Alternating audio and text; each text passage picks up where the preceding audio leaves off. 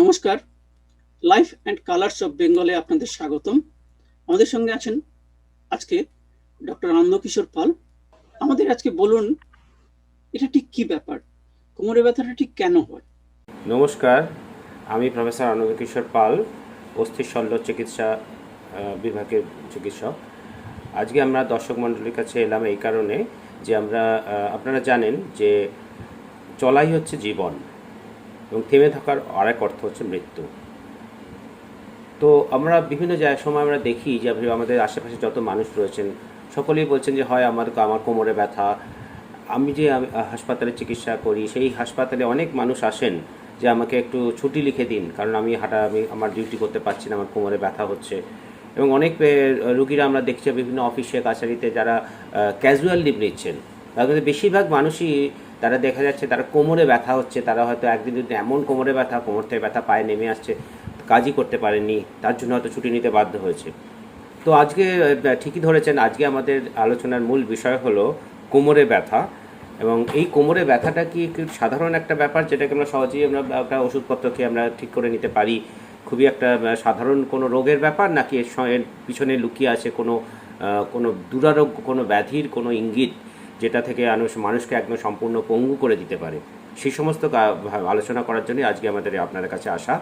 তো সেটা নিয়ে আমরা আলোচনা করব। কোমরে ব্যথাটা কিন্তু একটা অনেক রকম রোগের একটা প্রাথমিক উপসর্গ হতে পারে, যেখান থেকে একটা মারাত্মক কোনো একটা প্রবলেম, ইভেন এমনকি লাইফ রিস্কও হতে পারে। তো কতটা এরকম সমস্যা হতে পারে সেটা সব নিয়ে আলোচনা করব। বিশেষ করে কোমরে ব্যথাটা আমরা মনে করি যেটা, যে আমাদের কোমরের নিচের দিকের অংশটা যদি আমরা দেখি, সেই অংশের যে ব্যথাটা সেটা আমাদের সেটা নিয়ে আমি লো ব্যাক পেন, এই পেনের সংখ্যা এই পেনে ভুক্তভোগীর সংখ্যা কিন্তু ক্রমশ বাড়ছে। আজকে আমাদের আলোচনাটা কিন্তু এই লো ব্যাক পেন এর মধ্যে সীমাবদ্ধ থাকবে, এবং কারা এটা ভুগছেন, তাদের মধ্যে বিভিন্ন রকম সমস্যা আছে, এবং তাদের কি কি ধরনের রেড ফ্ল্যাগস, অর্থাৎ তারা কি উপসর্গ হলে সতর্ক হবেন, সেসব নিয়ে আমরা সম্পূর্ণ আলোচনা করব। আচ্ছা, এটা কি শুধু বয়স্কদেরই বেশি দেখা যায়, না কম বয়সীদেরও আজকাল হচ্ছে? কিসে এই তফাৎটা হলো? কেন হ্যাঁ, এরকম হচ্ছে? এক্ষুনি যেটা আমরা বলতে যাচ্ছিলাম, এটা আগে বলা হবে নাকি আমরা শুধুমাত্র বয়স্কদের মধ্যেই দেখছি, কিন্তু দুর্ভাগ্যবশত আমরা কিন্তু এখন শুধুমাত্র বয়স্কদের মধ্যে সীমাবদ্ধ নয়, ইভেন যারা ইয়াং অ্যাডাল্ট, আমাদের যুবক যুবতী, তাদের মধ্যেও দেখতে পাচ্ছি।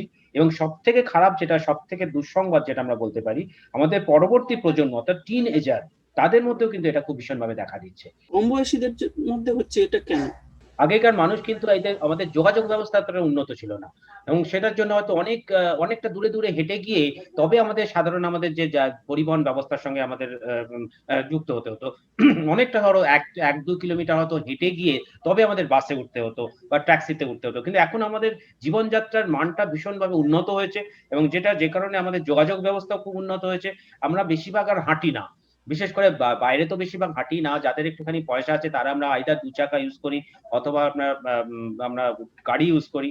তাদের ক্ষেত্রে যাদের আমাদের আমাদের শারীরিক কায়িক ক্ষমতাটা কিন্তু ধীরে ধীরে কমে যাচ্ছে, এবং এইগুলোই কিন্তু প্রাথমিকভাবে আমরা মনে করছি যে এই কোমরে ব্যথা এবং শরীরের যে বিভিন্ন জায়গার ব্যথা হওয়ার মূল কারণ। এর সঙ্গে পেশা কিংবা আমাদের এখনকার শিক্ষাধারা, খুব বেশিক্ষণ কম্পিউটারের সামনে বসে থাকা, এগুলোর নিশ্চয়ই এই সম্পর্কযুক্ত। কোমরে ব্যথাটা কিন্তু শুধুমাত্র বয়স্কদের মধ্যে সীমাবদ্ধ নেই।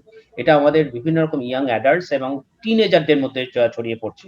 তার ১ম কারণ হচ্ছে, আমরা এখন বেশিরভাগ ক্ষেত্রে আমরা কম বয়সীদের ক্ষেত্রে আউটডোর গেমস এর জন্য আমরা উৎসাহিত করি না। তাদের সময় নেই। তারা সবসময় তারা কি করছে? সারাক্ষণ তারা বই পড়ছে, নয়তো বই পড়া তো দূরের কথা, এখন তারা বেশিরভাগ কম্পিউটার এবং সবসময় তারা ওই ল্যাপটপ অথবা তারা মোবাইল ইউজ করছে। এবং কন্টিনিউয়াস মোবাইল এবং কন্টিনিউয়াস ইউজ করতে করতে নতুন একটা ওয়ার্ডই আমরা ইংলিশ ডিকশনারিতে এসে গেছে, এটাকে বলে টেক্সট নেক। কন্টিনিউয়াসলি টেক্সট করার জন্য, ঘাড় নিচু করে কাজ করার জন্য কোমরের যে ঘাড়ে যে ব্যথা হচ্ছে তাকে বলছে টেক্সট নেক, এবং সেখান থেকে কন্টিনিউয়াস একটা ব্যথা হতে পারে, এবং সেই ব্যথাটা যদি কন্টিনিউয়াসলি থাকে তার জন্য মাথাটা সামনের দিকে ঝুঁকে যাচ্ছে, তাতে কোমরের ব্যথা, পিঠে ব্যথা আসতে পারে, কোমরে ব্যথা আসতে পারে, ইভেন আরো শরীরের অস্থিজনিত সমস্যার শিরদাঁড়াটা পার্মানেন্টলি বেঁকে যাওয়ারও সম্ভাবনা থাকতে পারে। তা এই ধরনের অসুবিধাগুলো যেমন হচ্ছে, কন্টিনিউয়াসলি বসে থেকে কাজ করার জন্য আমাদের কোমরের প্রবলেম হচ্ছে, এবং এই কোমরের মাসল গুলো কন্টিনিউয়াসলি আমাদের একটা নির্দিষ্ট কার্ভেচার আছে। ঘাড়ের একটা কার্ভেচার আছে, তার পিঠের একটা কার্ভেচার আছে, তার নিচের দিকে অর্থাৎ কোমরের নিচের অংশের একটা কার্ভেচার আছে। কিন্তু কন্টিনিউয়াসলি আমি যদি সামনে ঝুঁকে বসে থাকি, সেই ঝুঁকে বসার জন্য কার্ভেচার গুলো কন্টিনিউয়াসলি চেঞ্জ হয়ে যাচ্ছে, এবং তার জন্য আমাদের যে শীত দাঁড়াটা কিন্তু একটা ল্যাম্প পোস্টের মতো। সেই ল্যাম্প পোস্ট যেমন দুদিকে দুটো তারের মাধ্যমে তারটাকে টান হয়ে রাখলে তবে শীত দাঁড়াটা সমান থাকে, সেইভাবে আমাদের শীত দাঁড়াটা কিন্তু আমাদের পেটের মাসল এবং পিঠের মাসলের দুটো মাসেলেরই সক্ষমতার উপর ডিপেন্ড করে, তার পাওয়ারের উপর ডিপেন্ড করে। কিন্তু কেউ যদি কন্টিনিউয়াসলি সামনে ঝুঁকে বসে থাকে, তাতে প্রবলেম কি হচ্ছে, তার সামনের দিকে ঝুঁকে বসার জন্য পিঠের পিছন দিকের মাসলকে অত্যাধিক স্ট্রেচিং করতে হচ্ছে, আর পেটের মাসলগুলো ক্রমশ দুর্বল হয়ে যাচ্ছে, কারণ সেই দিকের মাসলগুলো রিল্যাক্স হয়ে যাচ্ছে, এবং যার ফলে কি হচ্ছে, শীতদার উপর অত্যধিক প্রেসার পড়ছে, এবং তার জন্য আলটিমেটলি মাসলগুলো ফ্যাটিকড হয়ে গিয়ে কোমরে ব্যথা হচ্ছে। আমরা ইংরেজিতে একটা কথা বলি উলফস ল, উলফস লকে বলি আমরা ফর্ম ফলোস ফাংশন, অর্থাৎ যে যত বেশি কায়িক পরিশ্রম করবে তার শরীর তত বেশি সুগঠিত হবে। এছাড়াও খাদ্যাভ্যাসের সঙ্গে রিলেটেড আমরা আসবো নেক্সট আলোচনাতে। খাদ্যাভ্যাসও আমাদের অনেক রকম চেঞ্জ হয়ে গেছে, যে কারণে আমাদের বিভিন্ন রকম সমস্যা দেখা দিচ্ছে, তার থেকেও কিন্তু এর সঙ্গে রিলেশন রয়েছে। আচ্ছা, কোমর এর সঙ্গে নিশ্চয়ই অস্টিওপোরোসিসের একটা সম্পর্ক আছে। তো মহাকাশচারীদের দেখা যায় যে যারা লো গ্র্যাভিটিতে অনেক দিন থাকেন, তাদের এরকম ভাবে হাড় দুর্বল হয়ে পড়ে। তো আমরা যারা ছাত্রছাত্রীরা সবসময় শুয়ে থাকি, পড়াশোনা করে শুয়ে পড়াশোনা করি, কিংবা এক্সারসাইজ করি না, কিংবা 1 ঘন্টা 2 ঘন্টা 5 ঘন্টা ধরে টেবিলে বসে থাকি, তাদেরও নিশ্চয়ই সেই একই ধরনের ইনঅ্যাক্টিভিটি জনিত বোন ডিমিনারালাইজেশন হচ্ছে, এবং সেটার একটা লেট টার্ম একটা এফেক্ট পড়ছে। একজন আমরা দারুণ রেজাল্ট করতে পারি, কিন্তু শারীরিকভাবে যদি অক্ষম হয়ে পড়ি, তাহলে কিন্তু সেই সব রেজাল্ট নিয়ে খুব বেশি কিছু করার অবকাশ থাকে না পরে। সেই জন্য যেটা জানতে চাইছি যে ঠিক কোন অবস্থায় আমরা সতর্ক হব, কিংবা এই সাধারণ লো ব্যাক পেন সেটার উপরে যদি অন্য কোনো অ্যাডিটিভ ফিচার থাকে, যেটা হয়তো একজনের ক্যান্সারের জন্য হচ্ছে, ক্যান্সার মেটাস্টেসিসের জন্য বোন পেন হচ্ছে, কিংবা অন্য কোনো মেটাবলিক কন্ডিশনের এক্সপ্রেশন হিসেবে হচ্ছে, তো সেইগুলো ঠিক ডিমার্কেশন লাইনটা কিভাবে আমরা বুঝবো, কোথায়? খুবই একটা ইম্পর্টেন্ট একটা প্রশ্ন তুলেছেন আপনি। তো আমি তার আগে এটাকে দুভাগে ভাগ করে নেবো। একটা হচ্ছে টিনেজারদের সমস্যা, আর একটা হচ্ছে যাদের একটা রেড ফ্ল্যাগস, অর্থাৎ কোনো কঠিন রোগের প্রাথমিক উপসর্গ হিসেবে সেটা দেখা দিচ্ছে। প্রথম কথা হচ্ছে যেটা টিনেজারদের আমরা একটু আগেই বললাম, তারা কায়িক পরিশ্রম বিমুখ হয়ে যাচ্ছে, তারা ইনডোর গেমস বেশি খেলছে। তার সঙ্গে যেটা খুব ইম্পর্টেন্ট একটা তথ্য আছে, যেটা আপনি তুললেন, সেটা হচ্ছে তারা অনেক সময় তারা শুয়ে বই পড়ে। শুয়ে বই পড়াটা কিন্তু ভীষণভাবে আমাদের শীত দাঁড়ার পক্ষে কিন্তু খুবই খারাপ। যারা শুয়ে কন্টিনিউয়াস বই পড়ে, বা অনেক সময় শুয়ে টিভি দেখে যারা, তাদের কিন্তু শীত দাঁড়ার ওই যে নর্মাল কার্ভেচারটা কিন্তু নষ্ট হয়ে যাচ্ছে। আরো একটা ভীষণ ইম্পর্টেন্ট কারণ টিনেজারদের ক্ষেত্রে এই কোমরে ব্যথার জন্য, তা অনেক ক্ষেত্রে দেখা যাচ্ছে যারা একদম প্রাথমিক স্কুল থেকে যারা পড়াশোনা করছে, তাদের বই খাতাগুলো এত ভারী, তাদেরকে পিঠে যে ব্যাগটা নেওয়া হয়, সেই পিঠে ব্যাগের যে ব্যাগটা এত ভারী, সেই ব্যাগটা অনেকে কি করে বেশি ঝুলিয়ে নেয়। তো কেউ দাঁড়িয়ে যদি ব্যাগটা যদি আপনারা দেখেন, যারা কম বয়সী যারা, তাদের ব্যাগটা যদি তাদের নিচের অংশটা তাদের নিজের বেল্টের নিচে ঝোলে, নিচে যদি কারুর বেশিরভাগ ক্ষেত্রে যাদের ঝোলে, তাদের ক্ষেত্রে কি হচ্ছে, ব্যাগটা এতটা বেশি নিচে ঝুলছে, তাদের কিন্তু ব্যাগটাকে সমানভাবে রাখতে গেলে সামনে ঝুঁকে থাকতে হচ্ছে, কন্টিনিউয়াসলি সামনে ঝুঁকে থাকতে হচ্ছে। এরকম ভাবে কন্টিনিউয়াসলি সামনে ঝুঁকে ব্যাগটাকে তার নিজের পজিশনে রাখার চেষ্টা করার জন্য পিঠের মাসলটাকে কিন্তু কন্টিনিউয়াসলি তাকে কাজ করাতে হচ্ছে, এবং সে আনকনসিয়াস সাবকনসিয়াস মাইন্ডে তার মাসলটাকে কন্টিনিউয়াসলি কাজ করিয়ে যাচ্ছে। তো মাসল তো একটা নির্দিষ্ট ফ্যাটিক, একটা পাওয়ার আছে, একটা লিমিট রয়েছে। সে তার নিজের আউটডোর গেমস খেলছে না, তার শরীরের সক্ষমতাটাকে বাড়াচ্ছে না, অথচ তার উপরে বোঝা চাপিয়ে দিচ্ছে, এবং সেই কারণে যে মাসলটা কিন্তু তাড়াতাড়ি ফ্যাটিকড হয়ে যাচ্ছে, এবং সেটা থেকে কিন্তু কোমরে ব্যথা কিন্তু এই টিনেজারদের ক্ষেত্রে খুব বেশি দেখা দিচ্ছে। এবং সেটা আমি সমস্ত অভিভাবকদের বলবো, এবং এটার ব্যাপারে কিন্তু সতর্ক থাকা উচিত। আরো একটা যেটা ইম্পর্টেন্ট প্রশ্ন, বিভিন্ন রোগের প্রাথমিক উপসর্গ হিসেবে এটা দেখা দিতে পারে। তো প্রথম আমরা যেটা দেখতে পাচ্ছি এটা হচ্ছে মেকানিক্যাল পেন। মেকানিক্যাল পেনের অর্থ হলো কোনো স্ট্রাকচারাল অল্টারেশন, অর্থাৎ আমাদের যে যে কোমরের যে বিভিন্ন হাড়ের যে গঠনগত যে পরিকাঠামো রয়েছে, সেই পরিকাঠামোগত কোনো প্রবলেমের জন্য যদি কোনো ব্যথা হয়, সেটাকে আমরা বলি মেকানিক্যাল পেন। ইনফ্ল্যামেটরি মানে প্রদাহজনিত কারণ, বিভিন্ন রোগে আমাদের বিভিন্ন প্রদাহজনিত বিভিন্ন রোগ আছে, যেমন রিম্যাটয়েড আর্থ্রাইটিস, অ্যাঙ্কালোজিং স্পন্ডাইলাইটিস। এই ধরনের রোগজনিত কারণে যদি কোনো ব্যথা হয়, তাকে বলে আমরা ইনফ্ল্যামেটরি পেন। এবং এছাড়া সবথেকে খারাপ যেটা আমরা বলি, সেটা হচ্ছে অর্থাৎ ক্যান্সার অথবা কোনো ইনফেকশন জাতীয় কোনো কারণের জন্য যদি ব্যথা হয়, সেটাকে ইনফেক্টিভ পেন। খুব সিম্পল, আমরা একটা দুটো কোশ্চেনের মাধ্যমে আমরা এটাকে ক্যাটেগরাইজ করতে পারি, কি করলে ব্যথাটা বাড়ছে এবং কি করলে কমছে। যদি গঠনগত কারণের জন্য ব্যথা হয় তাহলে যে সামান্য যে কোনো অ্যাক্টিভিটিতে ব্যথাটা কিন্তু বেড়ে যাবে, অর্থাৎ অ্যাক্টিভিটিটাই হচ্ছে তার অ্যাগ্রাভেটিং ফ্যাক্টর, অর্থাৎ তার ব্যথাটা বেড়ে যাওয়ার কারণ। এবং যখনই সে কাজ করতে গেলে ব্যথাটা বেড়ে যাচ্ছে, সে যদি রেস্ট নেয় সঙ্গে সঙ্গে তার ব্যথাটা কমে যাবে। অথচ যদি এই প্রদাহজনিত কারণে ব্যথা হয়, অর্থাৎ যেখানে আমাদেরকে বলি যে রিম্যাটয়েড আর্থ্রাইটিস অথবা অ্যাঙ্কাইলোজিং স্পন্ডালাইটিস, যেখানে শরীরের বিভিন্ন সেলগুলোকেই আমরা নিজেরা একটা জিনগত কারণের জন্য, ক্রোমোজোমাল ডিফেক্টের জন্য শরীর মনে করে সেটাকে ফরেন সেলস, অর্থাৎ বাইরের থেকে বহিরাগত শত্রু, এবং তার এগেনস্টে অ্যান্টিবডি তৈরি করে। এবং সেই জন্য যে অ্যান্টিজেন অ্যান্টিবডি রিয়াকশান হয়, সেই অ্যান্টিজেন অ্যান্টিবডি কমপ্লেক্সটা শরীরের বিভিন্ন জায়গায় ঘুরতে ঘুরতে যেসব জায়গায় রক্ত চলাচল বেশি হচ্ছে সেই সব জায়গায় গিয়ে জমা হয় এবং সেখানে ব্যথা হয়। তো সেই সমস্ত কারণের জন্য যখন সেগুলো জমা হচ্ছে তখন ব্যথা হচ্ছে, অর্থাৎ সে যখন রেস্টে থাকছে ব্যথাটা হচ্ছে, যখন তার কাজ করছে অর্থাৎ রক্ত চলাচলটা যখন চলে আসছে অর্থাৎ বেড়ে গেল কাজের জন্য, তখন সেই জিনিসগুলো যখন সেই দূষিত জিনিসগুলো অ্যান্টিজেন অ্যান্টিবডি কমপ্লেক্সগুলো যখন ওয়াশ আউট হয়ে গেল, তখন তার ব্যথাটা কমে যায়। অর্থাৎ কাজ করলে তার ব্যথাটা কমে যায়, অথচ রেস্ট নিলে বাড়ে। এটা ঠিক উল্টো মেকানিক্যাল পেনের জন্য, যেটা কাজ করলে বাড়ে রেস্ট নিলে কমে, কিন্তু এখানে রেস্টে থাকলে ব্যথা বাড়ে কিন্তু কাজ করলে কমে।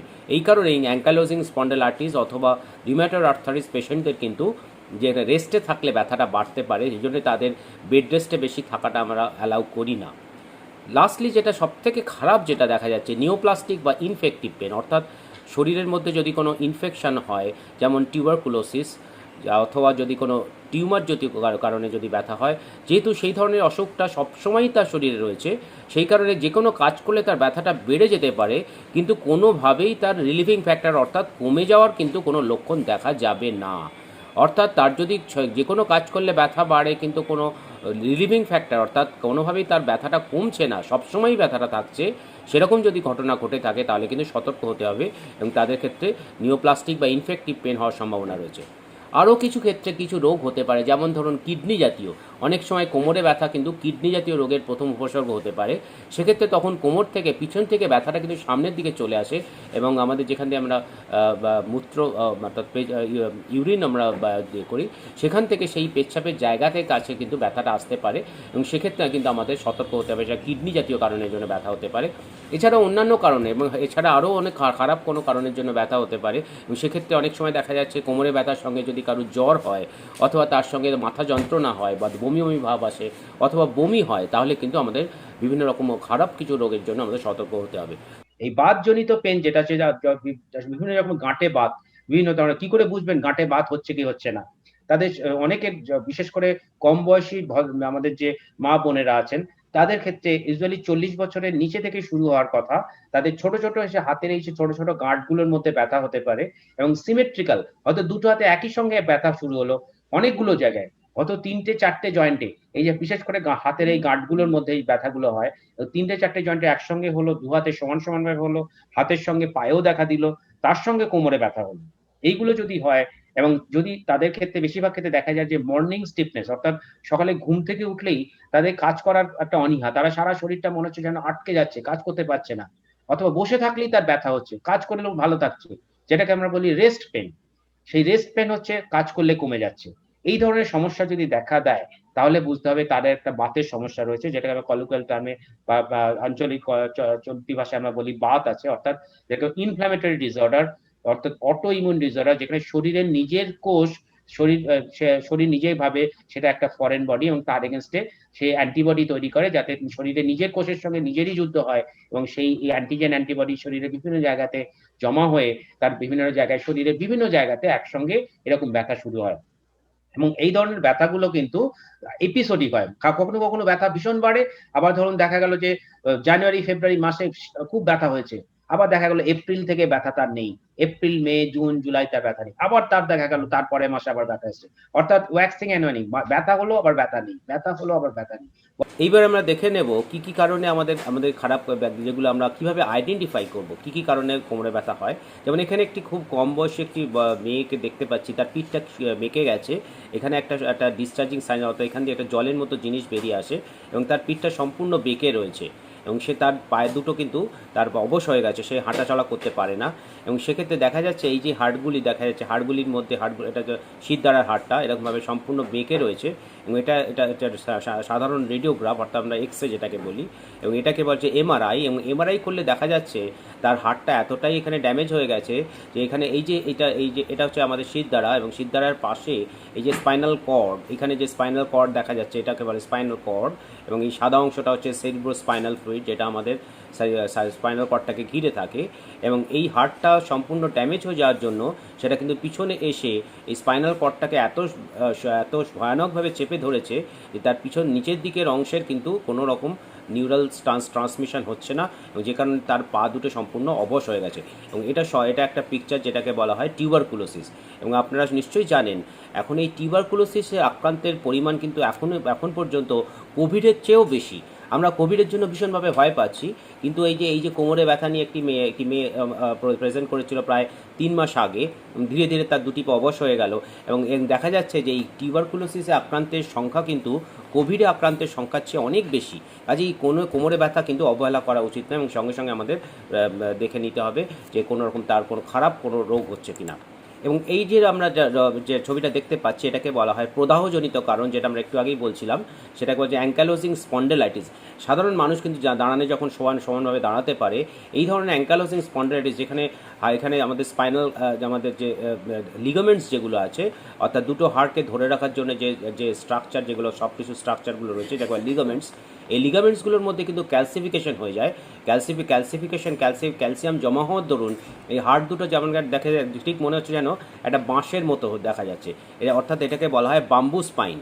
এবং এই ধরনের একটা সাধারণ রেডিওগ্রাফে দেখা যাচ্ছে সম্পূর্ণ ক্যালসিফিকেশন হয়েছে, এবং যার ফলে মানুষ ধীরে ধীরে সামনের দিকে বেঁকে যেতে পারে। এবং সাধারণ মানুষ তার কোমরে ব্যথা হচ্ছে এবং আস্তে আস্তে ধীরে ধীরে সে সামনের দিকে বেঁকে যাচ্ছে, এরকম যদি হয় তাহলে কিন্তু আমাদের সতর্ক হতে হবে। এবং ক্রনিক পেন, বিশেষ করে কম বয়সী অ্যাডাল্ট মেল যারা বা আমাদের কম বয়সী আমাদের পুরুষ যারা 15 থেকে 25 বছর বয়স, তাদের এই ধরনের রোগটা কোমরে ব্যথা শুরু হয়, এবং সেই ব্যথা হতে হতে ধীরে ধীরে তারা সামনের দিকে বেঁকে যেতে পারে। এবং সেই বেঁকে যায়, সেই কোমরে ব্যথা যদি তাদের 3 মাস থেকে 6 মাস যদি তার হয়, তার যদি ব্যথাটা পারসিস্ট করে, তাহলে কিন্তু তাদের সতর্ক হতে হবে। এবং তখন সেক্ষেত্রে এই অ্যাঙ্কাইলোজিং স্পন্ডিলাইটিস হওয়ার সম্ভাবনা আছে। এবং সেক্ষেত্রে ধীরে ধীরে মানুষের কিন্তু মুভমেন্ট ধীরে ধীরে কমে যায়, এবং আলটিমেটলি পঙ্গু হয়ে যাওয়ার সম্ভাবনা আছে। এবং এটার অনেক আধুনিক চিকিৎসা বেরিয়েছে, সেই জন্য আমরা যদি প্রথম থেকেই সতর্ক হই, তাকে কিন্তু সম্পূর্ণভাবে নিরাময়, অন্তত তার অ্যাক্টিভিটিটাকে কমিয়ে তাকে কাজকর্ম যাতে সে স্বাভাবিকভাবে কাজ করতে পারে সেই জীবনের মধ্যে ফিরিয়ে দেওয়া সম্ভব হয়। এবারে আসছি আমরা সবথেকে কমন সেটা হচ্ছে মেকানিক্যাল পেন। এই মেকানিক্যাল পেন সেটাকে আমরা বলি, যেটাকে একটু আগেই বলছিলাম, গঠনগত পরিবর্তনের জন্য যে কোমরে ব্যথা হচ্ছে, এটা আমরা দেখতে পাচ্ছি যে এটা আমাদের একটা নর্মাল আমাদের স্পাইনের একটা চিত্র। এবং সেক্ষেত্রে যদি ধীরে ধীরে বিভিন্ন কারণের জন্য আমরা আসবো কী কারণে আমাদের কোমরে ব্যথা হতে পারে সেটা আমরা আসবো, যে ধীরে ধীরে যদি দেখা যাচ্ছে তার এই স্ট্রাকচারটা ধীরে ধীরে চেঞ্জ হয়ে যাচ্ছে। দেখছেন এখানে যে হাড়ের যে পিছন দিকে যে অংশগুলো, সেটা ধীরে ধীরে এটা কেমন উঁচু হয়ে গেছে। উঁচু হয়ে যাওয়ার জন্য এই যে হাড়ের পিছন দিকে যে আমাদের স্পাইনাল কর্ড চলে আসছে, এই স্পাইনাল কর্ডের উপরে কিন্তু সেটা চাপ দিচ্ছে। এখানে দেখুন চাপ দিচ্ছে, এবং যেটাকে বলা হয় আমরা অস্টিওফাইটস, হাড়গুলো যে উঁচু হয়ে গিয়ে যে চাপ দেওয়ার জন্য যে ব্যথাটা হচ্ছে, সেটাকে আমরা বলি মেকানিক্যাল পেন। এটা বুঝতেই পারছেন যে আমাদের স্ট্রাকচারাল চেঞ্জের জন্য যে ব্যথাটা হচ্ছে, সেটা সম্পূর্ণ বেড়ে যেতে পারে যে কোনো অ্যাক্টিভিটিতে। এবং সেই অ্যাক্টিভিটি কাজ করলে কী হচ্ছে, তাহলে এই উঁচু অংশগুলোর বেশি চাপ দিচ্ছে, এবং সে যখন রেস্ট নিচ্ছে সেই চাপটা কমে যাচ্ছে, তার জন্য তার ব্যথাও কমে যাচ্ছে। অর্থাৎ যে ব্যথাটা কাজ করলে বাড়ে এবং তার রেস্ট নিলে কমে যায়, সেটাকে বলা হয় মেকানিক্যাল পেন। এবং এই যে চিত্রটা দেখা যাচ্ছে, এটা খুব আমরা কমনলি বলি যে স্পন্ডাইলোসিস। অর্থাৎ স্পন্ডাইলোসিস জিনিসটা কী? স্পন্ডাইলোসিসটা কিন্তু আমাদের ধীরে ধীরে আমাদের যে আমাদের যে হাড়ের যে স্ট্রাকচারটা যে ধীরে ধীরে বয়সকালে চেঞ্জ হতে থাকে, এবং চেঞ্জ হওয়ার জন্য যে আমাদের যে ব্যথাটা হয়, সেই ব্যথাটার জন্যই আমাদেরকে মেকানিক্যাল পেন, যাকে বলে লাম্বোস্যাক্রাল অথবা সার্ভাইকাল স্পন্ডাইলোসিস। সেখানে আমরা ঘাড়ে দেখিয়েছি, এবং সেটা সেম জিনিস কিন্তু আমাদের কোমরেও হতে পারে। এবং কোমরে দেখতে পাচ্ছেন আমাদের এক্সরেটা দেখতে পাচ্ছেন, এটা আমাদের নর্মাল আমাদের রেডিওগ্রাফ, নর্মাল পিঠের রেডিওগ্রাফ। কিন্তু এটা যদি স্পন্ডাইলোসিস হয়, স্পন্ডাইলোসিসের এরকমভাবে হাড়গুলো কিন্তু এরকম ক্যালসিফিকেশন হতে থাকে, বিভিন্ন জায়গাতে ক্যালসিফিকেশন হয়েছে। এবং তাতে কী হচ্ছে দেখুন, একটা ক্যালসিফিকেশন হওয়ার দরুন আমাদের যে এই যে ছোটো ছোটো এরিয়াগুলো থেকে আমাদের নার্ভগুলো বেরিয়ে আসে, এই নার্ভগুলোর উপর কিন্তু প্রেশার পড়তে পারে। এখানে দেখতে পাচ্ছেন যে এই যে দুটো হাড়ের মধ্যে যে স্পেসটা, এটাকে বলে ইন্টারভার্টিব্রাল ডিস্ক। দুটো ভার্টিব্রার মধ্যে যে যে যে খারাপ যে ফাঁকা অংশটা রয়েছে, সেটা কিন্তু ফাঁকা নয়, এর মধ্যে রয়েছে একটা জেলির মতো পদার্থ, যেটাকে বলা হয় ইন্টারভার্টিব্রাল ডিস্ক। এই দুটো দেখতে পাচ্ছেন, এই দুটো ভার্টিব্রার মধ্যে এই যে স্পেসটা রয়েছে, এই স্পেসটা কিন্তু কম হয়ে গেছে। এই কম হয়ে থাকার জন্য যখন মানুষ ওজন যখন হাঁটাচলা করবে, বডি ওয়েটটা যখন পড়বে, তখন এই জেলি অংশের পদার্থটা কিন্তু পিছন দিকে বেরিয়ে আসতে পারে। এবং পিছন দিকে বেরিয়ে আসা মানে এই অংশটার মধ্যে, অর্থাৎ এই অংশটার মধ্যে রয়েছে আমাদের স্পাইনাল কর্ড, এবং সেই স্পাইনাল কর্ডের মধ্যে এই স্পাইনাল কর্ডের চাপ পড়লে পরে তা কিন্তু ব্যথা হতে পারে। তো সেটা যেটাকে বলা হয় লাম্বার স্পন্ডাইলোসিস। এটা কিন্তু একটা সম্পূর্ণ মেকানিক্যাল কারণ, এবং কাজ করলে বাড়বে এবং আস্তে আস্তে কমে যাবে। এবং শিরার ওপরে যদি চাপ পড়ে, সেই ব্যথাটা কিন্তু কোমর থেকে একদম পায়ের নিচ অবধি আসতে পারে।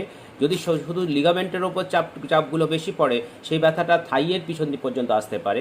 কিন্তু নার্ভের ওপর যদি চাপ পড়ে, যে নার্ভটা এখান থেকে বেরোচ্ছে পায়ের আঙুল অবধি যায়, সেই নার্ভের ওপর যদি চাপ পড়ে, তাহলে ন্যাচারালি নার্ভ দিয়ে সেই ব্যথাটা বেয়ে গিয়ে একদম পায়ের নিচ অবধি আসতে পারে। অর্থাৎ যদি দেখা যাচ্ছে কোমরের ব্যথাটা তার থাইয়ের পিছন দিকে আসছে, তাহলে কিন্তু তার এই যে লিগামেন্টসগুলোর উপর স্ট্রেচিং হচ্ছে, কিন্তু নার্ভের উপর প্রেশার নেই। কিন্তু নার্ভের উপর যদি প্রেশার পড়ে, সেই ব্যথাটা কিন্তু পায়ের নিচ অবধি আসতে পারে। সেটাকে বলা হচ্ছে সায়াটিকা, আমরা কলিকাল ভাষায় যেটাকে আমরা বলি সায়াটিকা। তা সেই জিনিসটা। আরও একটা রোগ দেখা যাচ্ছে যে বিভিন্ন আমাদের মা বোনেদের ক্ষেত্রে এবং বয়স্ক এবং কম বয়সীদের ক্ষেত্রে দেখা যায় যে পিঠটাকে ঠিক নর্মাল চেহারাটা দেখা যায় না, তার এরকম সাইড টু সাইড কার্ভেচার থাকে। এটা একটা ট্রান্সভার্স যেন একটা গ্রুভের মতো দেখা যাচ্ছে, এবং তার পিছন দিকের পাশাটা যেন একটুখানি কোমরের দিকে উঠে এসছে, এবং এটা অনেকটা যেন তার পিঠটা যেন ছোট হয়ে গেছে, তার পাছাটা কিন্তু অনেকটা যেন উপর দিকে উঠে এসছে। এটা একটা অ্যাবনর্মাল একটা ফিচার।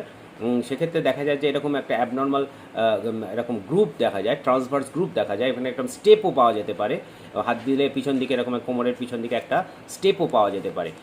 যেটাকে বলা হয়, হাড়টা যদি একটা হাড়ের উপর দিয়ে সরে যায়, তা এরকম ধরনের জিনিস হতে পারে, তাকে বলা হয় স্পন্ডাইলোলিস্থেসিস।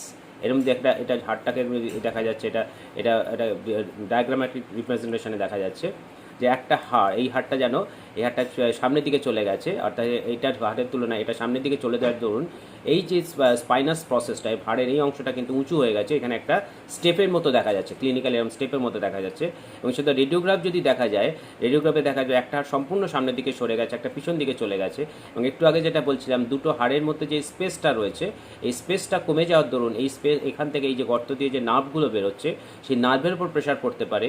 এবং দুটো হাড়ের মধ্যে যে ইন্টারভার্টিব্রাল ডিস্ক যেটা বলছিলাম, জেলির মতো পদার্থটা, সেটাও পিছন দিকে বেরিয়ে এসে শিরার উপরে চাপ দিতে পারে, এবং যে কারণে আমাদের কোমর থেকে ব্যথাটা একদম পা অবধি আসতে পারে। এবং এই ধরনের ঘটনাটাকে বলা হয় স্পন্ডাইলোলাইসিস। অর্থাৎ এই যে ভেঙে যাওয়া, এই যে জায়গাটার মধ্যে গ্যাপ হয়ে গেল, এই গ্যাপটা হয়ে যাওয়াটাকে বলা হয় স্পন্ডাইলোলাইসিস, এবং সেটা পিছন দিকে সরে যাচ্ছে, আর অর্থাৎ উপরের হাড়টা সামনের দিকে চলে যাচ্ছে, এবং এই গ্যাপটা হওয়ার দরুন তাকে বলা হচ্ছে স্পন্ডাইলোলিস্থেসিস।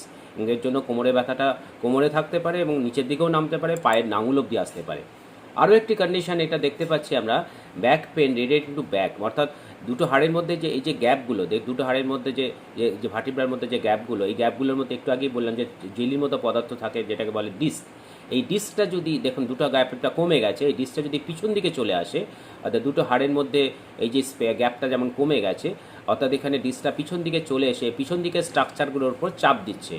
এই অংশটার মধ্যে দিয়ে রয়েছে আমাদের স্পাইনাল কর্ড, এবং স্পাইনাল কর্ডের এখান থেকে নার্ভগুলো বেরোচ্ছে, এই নার্ভগুলো বেরিয়ে একদম পায়ের আঙুল অবধি আসতে পারে। তা ডিস্কটা যদি পিছন দিকে বেরিয়ে এসে শিরার উপরে চাপ দেয়, অর্থাৎ এখানে দেখুন এই ডিস্কটা যেমন এটা খুব সামান্য একটু বেরিয়েছে, এখানে আরও একটু বেরিয়েছে, এখানে একদম ডিস্কের অনেকটা বেরিয়ে এসছে, এখানে ডিস্কটা বেরিয়ে এসে তার অন্য লেভেলে চলে যেতে পারে। তাহলে এটা দেখতে পাচ্ছেন, এটা আমরা যদি একটা এমআরআই দেখতে পারি, এই দুটো হাড়ের মধ্যে এই যে স্পেসটা রয়েছে, ইন্টারভার্টিব্রাল ডিস্ক, এই ডিস্কটা বেরিয়ে আসছে পিছন দিকে, এটাকে বলে ডিস্ক প্রোল্যাপস, এটাকে ডিস্ক প্রোল্যাপস বলে। এটা পিছন দিকে বেরিয়ে এসে এই যে স্পাইনাল কর্ডের উপর চাপ দিচ্ছে, এই স্পাইনাল কর্ডের উপর এটা দেখছেন চাপ দিচ্ছে, এবং তার ফলে যদি নার্ভের ওপর প্রেশারটা পড়ে, তাহলে কিন্তু একদম কোমর থেকে ব্যথাটা পায়ের আঙুল অবধি আসতে পারে। এখানে যেটা দেখতে পাচ্ছি, এখানে ডিস্কটা বেরিয়ে শুধু একটা লেভেল হয়, এটা আরও অনেকটা নিচের দিকে চলে এসছে। নিচের দিকে চলে আসার ধরুন এই যে স্পেসটা, এটাকে বলে যে ক্যানাল ডায়ামিটারটা কিন্তু খুবই কমে গেছে, যার ফলে পুরো স্পাইনাল কর্ডটার উপরে কিন্তু প্রচণ্ড প্রেশার পড়ছে, যার ফলে এটা কোমরের এই অঞ্চলের ব্যথা তো হচ্ছেই, এবং সেই ব্যথাটা যদি নার্ভের উপর চাপ পড়ে, সেটা থাইয়ের নিচের দিকে এবং একদম পা অবধি আসতে পারে। এটাকে বলা হয় সায়াটিকা। আর এছাড়া আমাদের যত আমাদের বয়স বাড়তে থাকে, হাড় দুর্বল হতে থাকে, যেটা আপনি বলেন অস্টিওপোরোসিস, এই অস্টিওপোরোসিস থেকেও কিন্তু হাড়গুলো দুর্বল হয়ে যায়। হাড়ের যে নরমাল হাইটটা আস্তে আস্তে কমতে থাকে। সেজন্য হাড়ের মধ্যে যে গ্যাপগুলো, সেই যে হাড়ের গর্ত দিয়ে যে নার্ভগুলো বেরোয়, সেই নার্ভের যে রাস্তাটা কিন্তু আস্তে আস্তে ছোট হয়ে যায়। তাতে নার্ভের উপর প্রেসার পড়ে এই ধরনের ব্যথা হতে পারে। সেই ধরনের যদি অসুবিধা হয় তাহলে কিন্তু আমাদের সতর্ক হতে হবে। দু এক কথায় এটাকে সংক্ষিপ্তসার করলে বোঝা যায় যে একদম ছোটবেলা থেকে ৩ কি ৪ বছর বয়স থেকে আমরা বাচ্চাদের উপর পড়াশোনার বোঝাটা বইয়ের ব্যাগের মাধ্যমে ঝুলিয়ে দিই, যার ফলে এই যে সেন্টার অফ গ্র্যাভিটি যেটা যাকে বলে সেটা পাল্টে যায়। এবং সেটাকে ঠিক রাখতে আমাদের শরীরকে এবং তার মাসলগুলোকে একটু অন্যভাবে অ্যাডজাস্টেড হতে হয়, এবং তারই একটা লেট ইম্প্যাক্ট যেটা আমরা টিনেজারদের ক্ষেত্রে দেখছি, সেটাকে বিভিন্ন রকম ব্যথার উপসর্গ হিসেবে দেখা দিচ্ছে। এটা থেকে পরিত্রাণ পেতে গেলে আমাকে প্রথম থেকে ধরতে হবে। যাদের অলরেডি আমরা 40 বছর বয়স পেরিয়ে গেছি, তাদের ক্ষেত্রে কিন্তু প্রিভেনশনটা, অর্থাৎ এটা হওয়া থেকে আমাদের বাঁচানোটা খুব ডিফিকাল্ট। কিন্তু আমরা যদি কম বয়স থেকে আসি, আমাদের যে টিনেজার তাদের ক্ষেত্রে কিন্তু আমাদের ধরতে হবে। তাদের ক্ষেত্রে আমরা বলবো, যারা যারা পিঠে ব্যাগ ইউজ করছে, তাদের কিন্তু ব্যাগটা কিন্তু অনেকটা উঁচুতে হাইটে হতে হবে। তার লোয়ার লেভেলটা কিন্তু তার বেল্টের নিচে হওয়া চলবে না। এটা ভীষণ ইম্পর্টেন্ট। তারা যখন চেয়ার টেবিলে বই পড়বে, চেয়ারটাকে টেবিলের নিচে নামিয়ে দেবে, যাকে বলে নেগেটিভ ডেস্ক। অর্থাৎ তার সে যতটা সম্ভব কাছাকাছি আসতে হবে। এবার যতটা সম্ভব কাছে আসে কাজ করবে। অনেকটা যদি দূরে থাকে তাহলে সামনে অনেকটা ঝুঁকে কাজ করতে হচ্ছে। সে যদি সোজা যদি তার চেয়ারটাকে টেবিলের তলাতে নিয়ে চলে যায়, পাটাকে টেবিলের তলায় নিয়ে চলে যায়, তাহলে কি হচ্ছে, তাহলে তার টেবিলটা একদম বুকের কাছে চলে এলো, এবং সেটা তাহলে তাকে সামনে বেশি ঝুঁকতে হচ্ছে না। এটাকে বলে নেগেটিভ ডেস্ক মেথড। এই নেগেটিভ ডেস্ক মেথডে তাকে পড়াশোনা করতে হবে। অর্থাৎ বিছানায় শুয়ে পড়াশোনা করা চলবে না, তাকে কিন্তু চেয়ার টেবিল ইউজ করতে হবে এবং তাকে নেগেটিভ ডেস্ক ইউজ করতে হবে। নেক্সট হচ্ছে যারা কম্পিউটার, এখন ওয়েবিনারের যুগ, বিভিন্ন রকম ওয়েবিনার অনলাইন ক্লাস হচ্ছে। এই ওয়েবিনার যখন সে করবে, তখন এই যে তার যে কম্পিউটারের যে স্ক্রিনটা, সেটা কিন্তু তার চোখের লেভেলে থাকতে হবে। সেটা বেশি উঁচু হলে তাকে ঘাড় উঁচু করে কাজ করতে হবে, সে যে নিচু হয় তাহলে ঘাড় নিচু করে কাজ করতে হবে, সেটা যেন না হয়, তার চোখের লেভেলে থাকতে হবে। তার তার আই যে তার যে কিপ্যাড যেটা রয়েছে, কম্পিউটারের কিপ্যাডটা কিন্তু এমন ভাবে থাকবে যেন তাকে সে বেশি ঝুঁকে না কাজ করতে হয়। এটা ভীষণ ইম্পর্টেন্ট। আর এছাড়া তার সঙ্গে যদি সম্ভব হয়, তার পড়াশোনার প্রেশার, তার বিভিন্ন এক্সট্রা কারিকুলার প্রেশার, এগুলোকে সামলে অন্তত কিছুটা সময় তাকে, অন্তত সপ্তাহের অন্তত ১ দিন বা ২ দিন তাকে কিন্তু একটা এক্সট্রা কারিকুলার অ্যাক্টিভিটি তাকে অন্তত, যেমন আমি একটা বলবো, যদি গ্রীষ্মকালে কেউ যদি সাঁতার কাটে, সেটা যদি খুব সম্ভব হয় তাহলে সেটা করা উচিত। কেউ যদি কিছু না পায়, অন্তত বিকেলে অন্তত ০.৫ ঘন্টার জন্য অন্তত যদি সে ফুটবল খেলে বা তার যদি সে খেলতে পায়, বা ভলিবল, যেকোনো একটা আউটডোর গেমস, কিছু না পেলে সে যদি সাইকেল চালায়, তাহলেও কিন্তু তার একটা সারা শরীরের একটা এক্সারসাইজ হবে। আর এছাড়া আমি যারা যারা ওয়ার্কিং যারা আছেন, ওয়ার্কিং লেডি এবং আমাদের বন্ধু বান্ধব যারা আছেন, তাদের বলবো কন্টিনিউয়াসলি যদি যারা কাজ করছেন, এই কাজ করতে করতে তাদের কিন্তু, যারা বিশেষ করে এসিতে কাজ করেন, কন্টিনিউয়াস বসে কাজ করছেন, এসিতে কাজ করছেন, তাদের এই বসার যে ভঙ্গিমাটা, অর্থাৎ যে ডেস্কটপের লেভেলটা চোখের লেভেলে থাকতে হবে, আইপ্যাডটাকে এমন ভাবে থাকবে যেন সামনে ঝুঁকতে না হয়, নেগেটিভ ডেস্কে কাজ করবে। অনেকক্ষণ বসে থাকলে এই যে কোমরটা, আমি কি হয়, কোমরের বা ব্যথা হলে, তাহলে কোমরের পিছন দিকে আমাদের নরমাল একটা যে হলোনেস আছে, সেখানে একটা বালিশ দিতে পারে, যেটাকে বলা হয় লাম্বার পিলো। লাম্বার পিলো যদি আপনি নিয়ে যেতে, আপনার বাড়ি থেকে নিয়ে যেতে অসুবিধা হয়, আপনি ছোট, আপনার যে ইনফ্লেটেবল যে পিলো গুলো আছে, বুকে ফোলানো বালিশ যেগুলো আছে, এটাকে ভাঁজ করে আপনি পকেটে করে নিয়ে চলে যেতে পারেন। ওয়ার্কিং প্লেসে নিয়ে গিয়ে মুখ দিয়ে ফুলিয়ে আপনি পিঠের পিছনে রেখে দিলেন, তাহলে কিন্তু এটা খুব সুন্দর কাজ করবে। অথবা হাফ চেয়ার ইউজ করতে পারেন। চেয়ারটাকে ফুল না করে যদি হাফ চেয়ার ইউজ করে, তাহলে সে দরকার হলে পিঠটাকে পিছন দিকে হেলাতে পারে। তাহলে নরমাল মানুষের কার্ভেচারটা, পিঠের কার্ভেচারটাকে সে মেনটেন করতে পারে। আরো একটা ভীষণ ইম্পর্টেন্ট টিপস আমি দেব, যাদের একেবারেই সময় নেই অথচ তাদের কোমরে ব্যথা হচ্ছে, সেটা আমি পরে আসছি। আমি এখন প্রিভেনশনের কথা বলি। যখন আমরা ট্রিটমেন্টের কথা আসবো, আমি তখন বলবো যারা কাজ করছেন অথচ তাদের কাজের সময় নেই, তারা কোমরে ব্যথা হলে কি করবে, সেটা আমি আসবো পরে। প্রিভেনশনের জন্য কিন্তু এগুলোই করা উচিত। এছাড়া বয়স্ক যারা আছেন, বয়স্কদের যাদের এখন অন্তত ভালো আছেন যারা, তাদের ক্ষেত্রে বলবো অন্তত তারা ০.৫ ঘন্টা থেকে ৪০ মিনিট দ্রুত হাঁটুন। তাদের ক্ষেত্রে কিন্তু হাঁটা ছাড়া বেশি তাদের এক্সারসাইজ বেশি দেওয়া যাবে না। তাদের যদি এক্সারসাইজ কিছু দিতে হয়, তাদের মাসল পাওয়ার, কোমরের মাসল পাওয়ার বাড়ানোর কিছু এক্সারসাইজ আছে, স্পেসিফিক এক্সারসাইজ আছে, সেগুলো আমরা বলবো, যেমন ট্রিটমেন্টের সঙ্গে আমরা যখন আসবো তখন বলবো।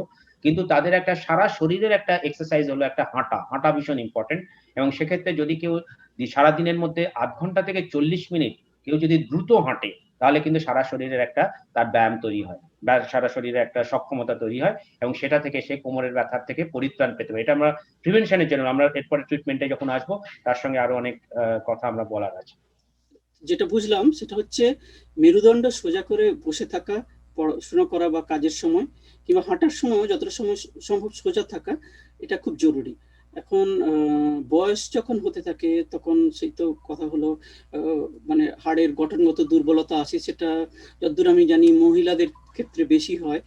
আর ইন জেনারেল যেহেতু আজকাল আমরা খুব বেশি ইনডোর জব নিয়ে থাকি এবং ঘরে বসে পড়াশোনা করি কিংবা কাজকর্ম করি, সূর্যের আলো কম পাই।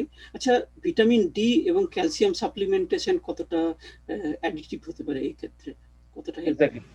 কোমরে ব্যথার যে একটু আগে আমরা বলছিলাম যে গঠনগত সমস্যা, এই গঠনগত সমস্যার একটা মেন ইম্পর্টেন্ট কারণ হচ্ছে অস্টিওপোরোসিস। এই অস্টিওপোরোসিস কেন? হাড়ের স্ট্রেংথ কমে যাওয়া। এই হাড়ের স্ট্রেংথ কমার জন্য, হাড়ের স্ট্রেংথ ভালো রাখার জন্য যে দুটো জিনিস এক্ষুনি যেটা আপনি বললেন, সেটা হচ্ছে একটা ক্যালসিয়াম আর একটা হচ্ছে ভিটামিন। তো এই ক্যালসিয়ামটা আমার শরীরের মধ্যে হাড়ের স্ট্রেংথটাকে বাড়ায়, এবং ভিটামিন ডি এর কাজ হলো তারা সেটা ভিটামিন ডি কি করছে, সিস্টেম থেকে ক্যালসিয়ামকে হাড়ের মধ্যে ঢোকায়। তো এই দুটো হচ্ছে ভীষণ ইম্পর্টেন্ট কাজ আমাদের হাড়ের স্ট্রেংথ বজায় রাখার জন্য। এবং ওভারঅল এই ক্যালসিয়াম ভিটামিন ডির কাজটাকে মেনটেন করার জন্য আমাদের যে শরীরের মধ্যে যে স্পেসিফিক হরমোনস যেগুলো রয়েছে, তার মধ্যে সব থেকে অন্যতম এবং ইম্পর্টেন্ট হরমোন হলো আমাদের সেক্স হরমোন। অর্থাৎ আমাদের যেটা মোস্ট ইম্পর্টেন্ট আমাদের মা বোনেদের ক্ষেত্রে ইস্ট্রোজেন, এবং আমাদের ছেলেদের ক্ষেত্রে টেস্টোস্টেরন। এই দুটো সেক্স হরমোন কিন্তু এই ক্যালসিয়াম এবং ভিটামিন ডি এর কাজটাকে কন্ট্রোল করে। আরো অনেক আছে, কিন্তু তার মধ্যে সব থেকে ইম্পর্টেন্ট কাজ কিন্তু এটা। তো ক্যালসিয়াম এবং ভিটামিন ডি আমাদের শরীরের জন্য ভীষণ ইম্পর্টেন্ট। তো ক্যালসিয়ামের ন্যাচারাল সোর্স হচ্ছে আমাদের বিভিন্ন রকম খাবার রয়েছে, আমাদের বিভিন্ন সিজনাল ফ্রুট রয়েছে, আমাদের ডেয়ারি প্রোডাক্ট আছে। ডেয়ারি প্রোডাক্ট আমরা অনেক ডেয়ারি প্রোডাক্ট আছে, সেগুলো আমরা খেতে পারি। যেমন সুবিধা আমাদের, কেউ হয়তো কারোর হয়তো দুধ সহ্য হয় না, সে ছানা খেতে পারে। কম বয়সে আমরা মাখন খেতে পারি, আমরা ফ্যাট জাতীয় জিনিস খেতে পারি। তবে এখানে একটা ভীষণ ইম্পর্টেন্ট আমি একটা কথা বলবো, কম বয়সী হয়তো অনেকেই বলে যে আমরা তো চিজ চিজ দিয়ে অনেক কিছু খাই, চিজ আমরা পপকর্ন খাই। কিন্তু চিজ পপকর্ন খেলে কি হবে? চিজ পপকর্নের সঙ্গে যে কোনো ফ্যাট জাতীয় জিনিস যদি কেউ তার সঙ্গে খায়, তার সঙ্গে যদি সে ঠান্ডা জিনিস খায়, অর্থাৎ যেমন কোল্ড ড্রিঙ্কস যদি খায়, সে তাহলে কিন্তু সে কি হয়, ফ্যাটটা কিন্তু জমে যায়, সেটা সিস্টেমে ঢুকতে পারে না। এটা ভীষণ একটা ইম্পর্টেন্ট কনসেপ্ট, এটা সকলে আপনাদের আমি সতর্ক করব। কেউ যদি সে যতই সে ক্যালসিয়াম বা সে ফ্যাট জাতীয় জিনিস খাক না কেন, কিন্তু সেইগুলো কিন্তু খেলে পরে তার সঙ্গে কোনো রকম ঠান্ডা জিনিস খাওয়া কিন্তু উচিত নয়। কারণ আমরা লক্ষ্য করবেন, আপনার যদি ঘিয়ের শিশি আপনি যদি ফ্রিজে রাখেন, কি হয়, ঘিটা আপনাকে ফ্রিজড হয়ে যায়, অর্থাৎ শক্ত হয়ে যায়। তো আমরা সিস্টেমের মধ্যে আমরা খেলাম, আমরা ধরুন চিজ পপকর্ন খেলাম, হ্যাঁ, তার সঙ্গে বা চিজ বেগুন আমরা খাবার জিনিস আমরা ফ্যাট জাতীয় জিনিস খেলাম, যার সঙ্গে প্রচুর ক্যালসিয়াম আছে। কিন্তু তার সঙ্গে যদি আমরা ঠান্ডা জিনিস খাই, সেটা কি আমাদের আমাদের খাদ্যনালীর মধ্যে সেটা জমে যাবে, যেটা ফিক্স হয়ে যাবে, যেটা শরীরের মধ্যে অ্যাবজর্পশন হবে না। তাহলে সেটা ভীষণ ইম্পর্টেন্ট। তাহলে খাবারের মধ্যে কিন্তু আমাকে লক্ষ্য রাখতে হবে যে এইগুলো খেলে কিন্তু সঙ্গে আমাকে গরম জিনিস খেতে হবে। ফ্যাট জাতীয় খাবারের সঙ্গে খেলে কিন্তু গরম জিনিস খেতে হবে, যেটা আমাদের ক্যালসিয়ামটাকে তরল রাখবে, আমাদের ফ্যাটটাকে তরল রাখবে। এবং এগুলো হচ্ছে ফ্যাট সলেবল ভিটামিন, সেই জন্য ফ্যাটটাকে তরল না রাখলে এটা কখনোই সেটা ভেতরে ঢুকতে পারবে না। তো এটা ভীষণ একটা ইম্পর্টেন্ট কনসেপ্ট। আরো একটা ভীষণ ইম্পর্টেন্ট কনসেপ্ট হলো ভিটামিন ডি কিন্তু আমাদের শরীরের ত্বকে তৈরি হয়। এটা এত সহজলভ্য, অথচ আমাদের দেখা গেছে আমাদের ইন্ডিয়ার মধ্যে, আমাদের সারা ভারতের মধ্যে এবং সারা পৃথিবীর মধ্যে এই অস্টিওপোরোসিসটা কিন্তু একটা নিঃশব্দ মহামারী বলতে পারি। কারণ মানুষের মধ্যে এই অস্টিওপোরোসিস সংখ্যা ধীরে ধীরে বাড়ছে, এবং ভিটামিন ডি এর অভাব কিন্তু বাড়ছে। এটা সহজলভ্য, এটার জন্য কিন্তু বেশি আমাদের খরচ করতে হয় না। কেউ যদি সারা দিনের মধ্যে অন্তত ৮ ঘন্টা যদি সূর্যালোকে তার সমস্ত শরীরের পুরো অংশের মধ্যে অন্তত 1/5 যদি সূর্যালোকের মধ্যে সে এক্সপোজ করে, ঠিক, তাহলে কিন্তু তার শরীরে যে ভিটামিন ডি তৈরি হয়, এই ত্বকে তৈরি হয়, আমাদের স্কিনের চামড়া যে তৈরি হয়, সেটা কিন্তু আমাদের শরীরের পক্ষে সাফিসিয়েন্ট ৮ ঘন্টা। কিন্তু মনে রাখতে হবে, এই ৮ ঘন্টা সময়টা কিন্তু সকালে নয়, এটা করতে হবে যে সময় সূর্যটা ডাইরেক্টলি আমাদের পৃথিবীর মধ্যে, সূর্যালোকটা ডাইরেক্টলি পৃথিবীর মধ্যে আসে। এখানে একটা মিথ আছে, মানুষের একটা ভুল ধারণা আছে যে সকালবেলা সূর্যের আলোকে হাঁটলে বোধহয় ভালো। কিন্তু এই যে ভিটামিন ডি তৈরির জন্য যে সূর্যালোকটা দরকার, সেটা ডাইরেক্টলি ওপর থেকে আসে 12টার সময়। অর্থাৎ যদি কেউ সকাল 10টা থেকে বিকেল 3টে পর্যন্ত এই সময়টার মধ্যে অন্তত আধ ঘন্টা শরীরের সমস্ত শরীরের অংশের 5 ভাগের 1 ভাগ যদি সূর্যালোকের মধ্যে এক্সপোজ করে, তাহলে দেখা গেছে তার শরীরে যে ভিটামিন ডি তৈরি হয়, সেই ভিটামিনটা কিন্তু আমাদের শরীরের পক্ষে যথেষ্ট। কিন্তু এই সময়টা আমরা শরীরে সূর্যালোকে হাঁটি না। আমরা সকালের দিকে হাঁটি অথবা বিকালে হাঁটি। এইগুলো সকালে বিকেলে হাঁটলে প্রবলেমটা কি হচ্ছে? সকালে বিকেলে হাঁটলে সূর্যালোকটা এরকম অবলিক তেরছা ভাবে আসছে। তেরছা ভাবে আসছে, চলে যাচ্ছে তাড়াতাড়ি। এর বলে জেনিথ অ্যাঙ্গেল। এই জেনিথ অ্যাঙ্গেলটা অনেক বেশি থাকার জন্য সারা পৃথিবীর মধ্যে বেশিক্ষণ থাকছে না। যার ফলে কি হচ্ছে, তার শরীরে যে ভিটামিন যেটা আমাদের আল্ট্রাভায়োলেট বি যেটা রয়েছে, যেটা আমাদের ভীষণভাবে দরকার এই ত্বকের যে স্কিনে ভিটামিন ডি তৈরির জন্য, সেটা মানুষ তাড়াতাড়ি বেশিক্ষণ পাচ্ছে না।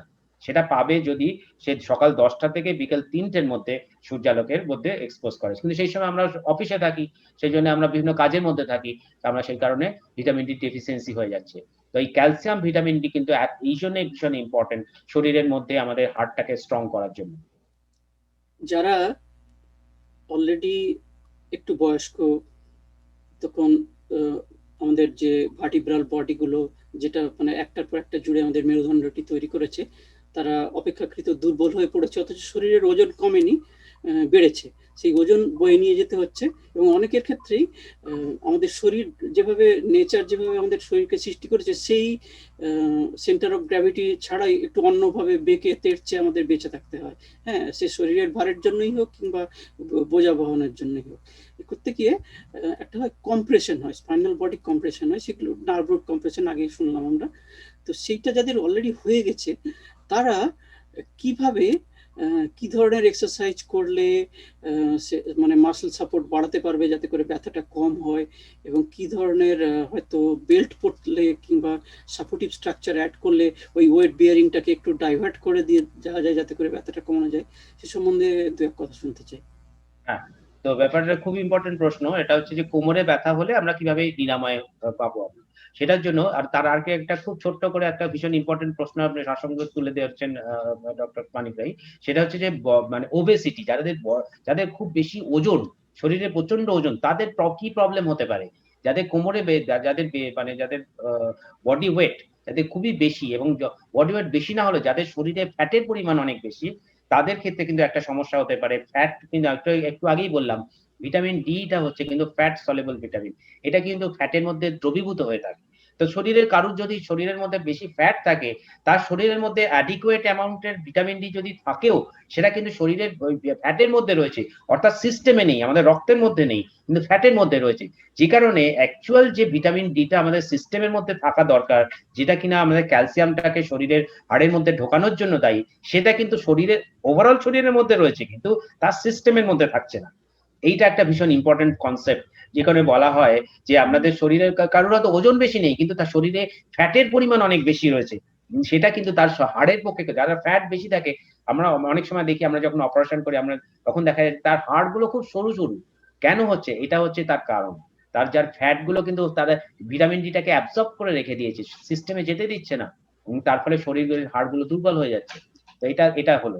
নেক্সট হচ্ছে, যদি হয় কারোর কোমরে ব্যথা, তাহলে কি করবে? কোমরে ব্যথা তার বিভিন্নভাবে তার প্রকাশ হতে পারে। কোমরে ব্যথা শুধুমাত্র তার কোমরের মধ্যেই সীমাবদ্ধ, সেটা একটা হতে পারে। অথবা দেখা যাচ্ছে কোমর থেকে পায়ের দিকে নেমে যায়, যেটাকে আমরা বলি সায়াটিকা। সেটা ইউজুয়ালি পায়ের পিছন দিক থেকে নামে, এবং সে কারুর ক্ষেত্রে একদম মানে থাইয়ের পিছন দিক অব্দি নামতে পারে, কারুর একদম পা অব্দি নেমে যায়। যাদের পা অব্দি নেমে যায় তাদের বুঝতে হবে তাদের শিরার উপরে চাপ আসছে। এবং তাদের ক্ষেত্রে আর আপনারা বুঝবেন কি করে যে কোমরে ব্যথা থেকে যাদের শিরার উপরে চাপ আসছে, তাদের কিন্তু দেখবেন যে বেশিক্ষণ তারা হাঁটতে পারে না। হাঁটতে হাঁটতে তার পা দুটো ভারী হয়ে যায়, তাদের দাঁড়াতে হয় অথবা সামনে ঝুঁকে পড়তে হয়। কেন ঝুঁকে পড়তে হচ্ছে? কারণ এই সামনে ঝুঁকলে পরে তাদের, ওই যে একটু আগে বললাম যে আমাদের যে স্পাইনাল ক্যানালের মধ্যে যে স্পেসটা যেখান দিয়ে নার্ভ গুলো বেরোয়, তার গর্তগুলো কিন্তু একটু বড় হয় সামনে ঝুঁকলে। পিছনে ঝুঁকলে কিন্তু এই দিকে যদি পিছন দিকে ঝোঁকে, তাহলে কিন্তু তার গর্তগুলো ছোট হয়ে যায়। সেই জন্য দেখা গেছে নেচার করেছে যে মানুষ যত বয়স বাড়তে থাকে সে সামনের দিকেই ঝুঁকে পড়ে। এবং সেটা কেন ঝুঁকলে পরে তার ওই যে রিলেটিভলি তার ওই যে গর্তগুলো যেখান দিয়ে নার্ভ গুলো বেরোচ্ছে তার শিরদাঁড়াতে, তার রিলেটিভ একটু সামান্য বড় হয়। তারা তাদের সমস্যাটা কি হলো? সমস্যাটা হলো তারা বেশিক্ষণ হাঁটতে পারে না। তাহলে সেই কারণে যাদের এই ধরনের সমস্যা হচ্ছে, তাদের কোমরে ব্যথার সঙ্গে পায়ের ব্যথাটা নেমে যাচ্ছে পায়ের আঙুল পর্যন্ত, তাদের ক্ষেত্রে আমরা কি করব? সামনে ঝোঁকার যে এক্সারসাইজ গুলো আছে, অর্থাৎ ফ্লেকশন এক্সারসাইজ, অর্থাৎ একটু আগে আমরা বললাম শিরদানাটা দুটো মাসেলের উপর ডিপেন্ড করে, একটা সামনের দিকের পেটের মাসেল, পিছনের দিকের পিঠের মাসেল। যাদের ব্যথাটা নেমে যাচ্ছে পা অব্দি, তাদেরকে পেটের মাসেল গুলোকে স্ট্রং করার জন্য ফ্লেকশন এক্সারসাইজ, অর্থাৎ সামনে ঝুঁকে যেটা বলি তাকে আমরা ফ্লেকশন বলি, পিছন দিকে করলে বলি আমরা এক্সটেনশন বলি। তাই সামনে ফ্লেকশন, যে সামনে ঝোঁকার জন্য যে এক্সারসাইজ গুলো রয়েছে, আমি ছবিও দেখিয়ে দেবো কিছু আমাদের, সে কিভাবে করতে হবে সেই ছবিগুলো আমি দেখাবো।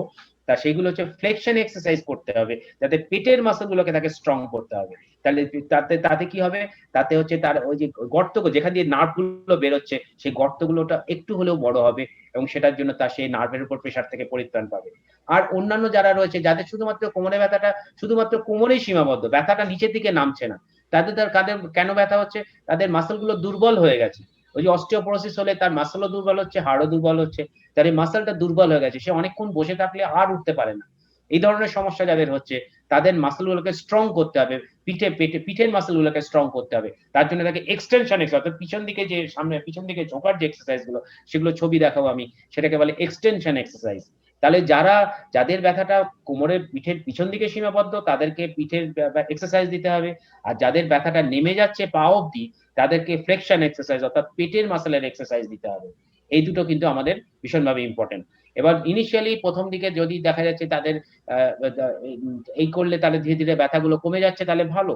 যদি দেখায় কমছে না, তখন তাদের আরো আমাদের অনেক কিছু ব্যথা কমার আমাদের মেজর্স রয়েছে, আমাদের ফিজিওথেরাপিউটিক প্রসিজার্স রয়েছে, আল্ট্রাসনিক থেরাপি আছে, শর্ট ওয়েভ ডায়াথার্মি আছে, ইন্টারফারেন্সিয়াল থেরাপি, আইএফটি যেটা বলে, সেই ধরনের জিনিসগুলো, সেইগুলো দিয়ে ইনিশিয়ালি ব্যথাটাকে কমিয়ে নেওয়া হয়। ব্যথা অনেকে বলে যে আমি এত ব্যথা, আমি কোনো ব্যায়ামই করতে পারছি না, তাদের ক্ষেত্রে তাহলে কি করা যাবে? তাদের ক্ষেত্রে তখনই আল্ট্রাসনিক থেরাপি আছে, শর্ট ওয়েভ থেরাপি আছে, আইএফটি আছে, এগুলো দিয়ে ব্যথাটাকে সাময়িকভাবে একটু কমিয়ে নেওয়া হয়, যাতে সে এক্সারসাইজ গুলো করতে পারে। এক্সারসাইজ করে ধীরে ধীরে আবার ব্যায়াম করলে যদি ব্যথা আসে, তখন আবার ইউএসটি টা দিয়ে দেওয়া হয়। এই ইউএসটি কভারে কিন্তু এক্সারসাইজ গুলো ধীরে ধীরে করা হয়।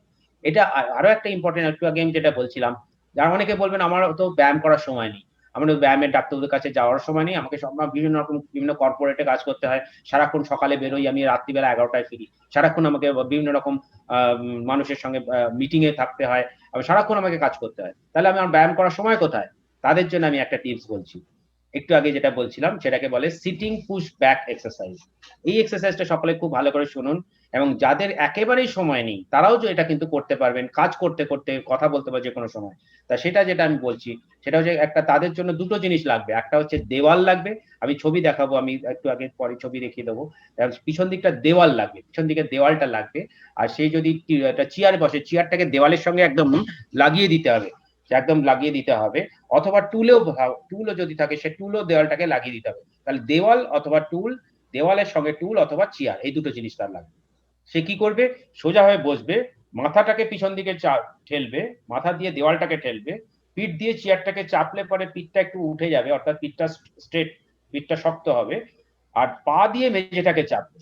তাহলে সে সম্পূর্ণ মাথা পিঠটাকে পিছন দিকে চাপছে আর পাটাকে মেঝেতে চাপছে। এটা তাহলে সম্পূর্ণ তার মাথার ঘাড়ের ব্যায়াম, ঘাড়ের মাসল, পিঠের মাসল এবং থাইয়ের এবং পায়ের মাসল একসঙ্গে কাজ করছে, সারা শরীরের এক্সারসাইজ করছে। তার সঙ্গে তার যদি ঘাড়েও ব্যথা থাকে, ঘাড়ে বা কাঁধের পিছনে যদি ব্যথা থাকে, তাহলে কোমরে হাত রেখে সে হাত দুটোকে পিছন দিকে দেওয়ালে চাপতে পারে, এটার সঙ্গে অ্যাড করতে পারে। তাহলে তার সঙ্গে ঘাড় হলো, কোমর হলো, পা হলো, থাই এবং পা হলো, তার সঙ্গে তার শোল্ডার গার্ডের এক্সারসাইজ হলো, সেটাকে পিছন দিকে চাপবে। এইভাবে চেপে 1 2 3 4 করে 20 গুনবে, আস্তে আস্তে রিল্যাক্স করে ছেড়ে দেবে। আবার মাথা, পিঠ, কনুই পিছনে, পাটা মেঝেতে চেপে 1 2 3 4 করে 20 গুনবে, আস্তে আস্তে ছেড়ে দেবে। এই এক্সারসাইজটা অ্যাটলিস্ট প্রতি ঘন্টায় 10 বার করে তাকে করতে হবে। কারণ এটা তার সঙ্গে তার তার তার প্রফেশনের সঙ্গে রিলেটেড, তার কোমরের ব্যথার সঙ্গে রিলেটেড, সে তার অ্যাডিকুয়েট টাইম দিতে পারছে না। তার যারা ভীষণ বিজি, ইভেন যারা কেউ বলতে পারেন আমাকে তো হয়তো 15 আমার 12 ঘন্টা কাজের মধ্যে আমাকে 4-5 ঘন্টা আমাকে গাড়িতেই চলাচল করতে হয়। যারা 4 চাকায় চলাচল করছেন, তাদের ইভেন গাড়িতে যেতে যেতে তারা এই এক্সারসাইজটা করতে পারেন, গাড়ির সিটে বসে করতে পারেন। জাস্ট সিম্পল, মাথা সিটের পিছনে যে ব্যাক সিট কভার আছে সেখানে চাপবে, মাথা দিয়ে চাপবে, মাথা, পিঠ, কনুই চাপবে আর পাটা মেঝেতে চাপবে, খুব সিম্পল। এটাকে বলা হয় সিটিং পুশ ব্যাক এক্সারসাইজ। অর্থাৎ যে কোনো জায়গায় বসে, বাসে, ট্রামে, ট্রেনে, অফিসে, বাড়িতে, কথা বলতে বলতে, সিনেমা দেখতে দেখতে, সে টিভি দেখতে দেখতে, সে খবরের কাগজ পড়তে পারে, যেকোনো সময় সে করতে পারে, ইভেন মিটিং করতে করতে অফিসে করতে পারে। এটা ভীষণ ইম্পর্টেন্ট একটা টিপস, এবং এই টিপসটা যদি কেউ ফলো করে ইনিশিয়াল ফেজে, তার ভীষণভাবে তার উপকার পাবে। এবং তার জন্য আমি একটু আগে যা বললাম, তার ব্যথার ধরন অনুযায়ী তার স্পেসিফিক এক্সারসাইজ করলে সে কিন্তু ভীষণভাবে উপকৃত হবে। আচ্ছা, এমন কি কোনো সহজ পদ্ধতি আছে যাতে করে আমরা যারা ইয়াং কিংবা মধ্যবয়স্ক কিংবা একটু বেশি বয়স হয়েছে এবং একটু পিঠে হয়তো ব্যথা হয় মাঝে মধ্যে, আমরা বুঝতে পারি যে আমার হয়তো কিছু একটা পরিবর্তন ঘটেছে যেটা ঠিক স্বাভাবিক রেঞ্জের মধ্যে নেই, যার জন্য আমার ডাক্তারের পরামর্শ নেওয়া দরকার? কি সেই সতর্কতামূলক ক্লিনিক্যাল সায়েন্স? একটু বললাম কোমরে ব্যথা সব থেকে কমন যেটা আমরা তাকে বলি অস্টিওপোরোসিস। এই অস্টিওপোরোসিসটা যে শুধুমাত্র হাড়ের রোগ তা নয় কিন্তু। অস্টিওপোরোসিসে আমাদের সারা শরীর হাড়টা যেমন দুর্বল হয়, মাসল গুলো দুর্বল হয়, যেটাকে বলে সার্কোপেনিয়া। সার্কো মানে হচ্ছে আমাদের মাসল, পেনিয়া মানে কমে যাওয়া, অর্থাৎ মাসলের পরিমাণ, মাসলের ভলিউম কমে যাওয়া, নাম্বার অফ মাসল ফাইবার কমে যাওয়া। এটা তাহলে দুটো জিনিস, তাহলে একটা মাসলের প্রবলেম, হাড়েরও প্রবলেম। তাহলে আমাদের প্রথম কোনটাকে আমরা ধরবো? প্রথম ধরবো আমরা মাসলের প্রবলেম, অর্থাৎ মাসলটা ধীরে ধীরে দুর্বল হতে হতে হাড়ের উপর প্রচন্ড প্রেসার পড়ে। এটা আমরা বুঝবো কি করে? এটা আমরা খুব সিম্পল, আমি একটা টিপস বলছি। যাদের 50 পেরিয়ে গেছেন, যারা 50 পেরিয়ে যারা যাচ্ছেন, যাদের বেশিরভাগ সিডেন্টারি লাইফস্টাইল লিড করেন, অর্থাৎ সবসময় বেশিরভাগ সময় বসে বসে কাজ করতে হয়, তাদের ব্যায়াম করার সময় নেই, তারা এতদিন ধরে কিছু ব্যায়াম করেন কিন্তু তাদের কোমরে ব্যথা হচ্ছে। এই ধরনের কি করে আপনি বুঝবেন যে আপনার ভবিষ্যতে এই ধরনের একটা সমস্যা আসতে পারে, যে আপনার এত সিভিয়ার কোমরে ব্যথা হতে পারে? আপনি কি করে সতর্ক হবেন? সেটা সিম্পল, সেটা হচ্ছে এটা জাস্ট আপনি আপনি নিজের লক্ষ্য করবেন। কেউ যদি ০.৫ ঘন্টা বা ৪০ মিনিট এক জায়গায় বসে থাকে, তাহলে তাকে উঠতে বলুন। সকালে তাকে সোজা হয়ে উঠতে বলুন। এবার ওঠার সময় লক্ষ্য করবেন সে সম্পূর্ণ হাত ছেড়ে উঠছে নাকি হাত ধরে উঠছে। ০.৫ ঘন্টা ৪০ মিনিট বসে থাকার পরে কেউ যদি ওঠার সময় হাতটাকে ধরে হাতের সাপোর্ট নিয়ে উঠতে হয়, তার মানে তার মাসল কিন্তু দুর্বল আছে। তাই এটাকে বলে simple get up test. Get up test, get up test after at least sitting for 30-40 minutes, অর্থাৎ 30 থেকে 40 মিনিট এক জায়গায় বসে থাকার পর ওঠার সময় কেউ যদি হাতের সাহায্য নিয়ে উঠতে হয়, তাহলে তার জিনিসটা দুটো জিনিস তাকে লক্ষ্য রাখতে হবে। এক, ওঠার সময় তার ব্যথা হচ্ছে কিনা। দুই, তাকে হাতের সাহায্য নিতে হচ্ছে না। জাস্ট অনেকক্ষণ বসে থেকে উঠতে গেলে যদি ব্যথা হয়, তার মানে তার মাসল দুর্বল আছে এবং হাতের সাহায্য নিয়ে তাকে উঠতে হচ্ছে ওই কারণে। এবং এই ধরনের পেশেন্টের কিন্তু মাসল দুর্বল আছে যে বলে হাড়ের উপর প্রচন্ড প্রেসার পড়ছে। এবার আমরা আসবো কিছু দৈনন্দিন অভ্যাসের জন্য, যেমন ধরুন মেঝে থেকে কিছু তোলার সময় যদি হঠাৎ করে কোমরে ব্যথা লাগে। অনেক মানুষ আসে আমার কাছে যে বলে যে তারা মেঝে থেকে কিছু তুলতে গিয়ে হঠাৎ করে এমন লেগেছে আর কোমর সোজা করতে পারছে না, ভীষণ ব্যথা। তাহলে আমরা জেনে নেব কীভাবে কোমর মেঝে থেকে কীভাবে জিনিস তোলা উচিত। যেমন এখানে দেখুন, কেউ যদি সামনে ঝুঁকে এইভাবে যদি জিনিসটা তুলতে যায়, তাহলে তার কোমরের পিঠের মাসলটাকে কিন্তু প্রচণ্ড কাজ করতে হচ্ছে, এবং সেক্ষেত্রে হঠাৎ করে মাসলটা ছিঁড়ে যেতে পারে, অথবা তার তার ডিসপ্রোলাপস পর্যন্ত হতে পারে। একটু আগেই বললাম ডিসপ্রোলাপস হলে কোমর থেকে ব্যথা একদম পায়ে অবধি আসতে পারে, পা অবশ হয়ে যেতে পারে। তাহলে কীভাবে মেঝে থেকে তোলা উচিত? তাহলে এইটা হচ্ছে আমাদের কারেক্ট সিটিং পশ্চার, যেটা আমরা বলি কোনো কিছু তুলতে হলে আগে মেঝেতে বসে পড়তে হবে, হাঁটু ভাঁজ করে বসে পড়ে কোমর পিঠটাকে সোজা থাকবে, হাত দিয়ে পিঠে নিচের জিনিসটাকে এইভাবে ধরা হবে এবং ধরে আস্তে আস্তে কোমরটাকে সোজা রেখেই হাঁটুটাকে সোজা করে ধীরে ধীরে ওপরে উঠতে হবে। অথবা কেউ যদি মেঝে থেকে কিছু তুলতে হয়, তার পাশ থেকে, বডির পাশ থেকে তুলতে হবে, সামনে থেকে তোলা হবে না। সামনে থেকে ঝুঁকে কিন্তু কোনো রকম ওজন তোলা উচিত নয়। সে তুলতে গেলে কিন্তু তার পিঠের মাসেলের স্ট্রেন হতে পারে, ইভেন ডিসপ্রোলাপস পর্যন্ত হতে পারে। আর এছাড়া যদি কেউ জিনিস বইতে হয়, কোনো ভারী জিনিস, ভারী সুটকেস বা কিছু জিনিস বইতে হয়, আইডিয়ালি কিন্তু দু হাতে সমান সমান ওজন যদি বয়ে নিয়ে যাওয়া যায়, তাহলে কিন্তু তার পিঠে ব্যথাটা কম হতে পারে। খুব সিগনিফিকেন্ট, মানে প্রচন্ড ব্যথার সম্মুখীন তাদের হতে পারে, এবং তারা কিন্তু সতর্ক হবে।